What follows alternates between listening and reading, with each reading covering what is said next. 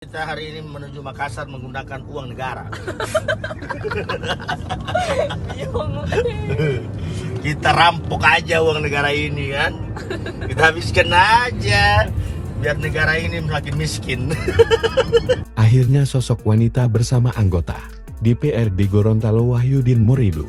Dalam video viral ucap, "Kita rampok uang negara," terwakili. Ternyata, video viral itu direkam dan dibagikan wanita yang berada di dalam mobil bersama Wahyudin Muridu karena sakit hati.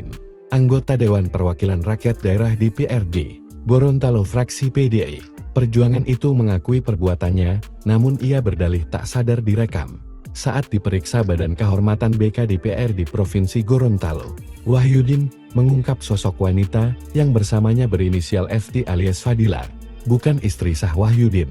Inisial FT, ujar Husai, Wakil Ketua Badan Kehormatan BK DPRD Provinsi Gorontalo Umar Karim dalam konferensi pers di kantor DPRD Provinsi Gorontalo pada Jumat malam.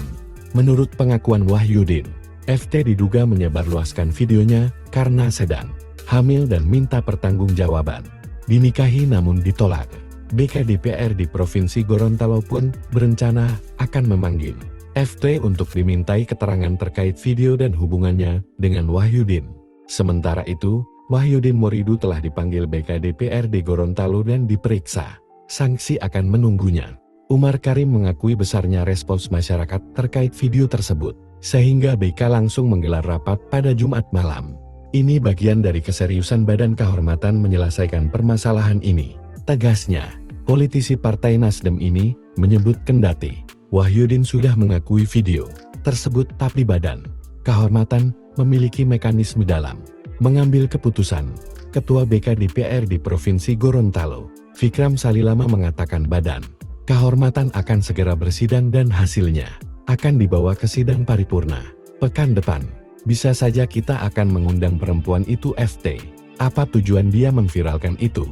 Jelasnya, diketahui Wahyudin Muridu terpilih dalam pemungutan suara ulang PSL Pileg tahun 2024 dari daerah pemilihan Provinsi Gorontalo 6 yakni Kabupaten Bualemo dan Kabupaten Pohuwato. Wahyudin Muridu adalah anggota fraksi PDI Perjuangan di DPRD Provinsi Gorontalo.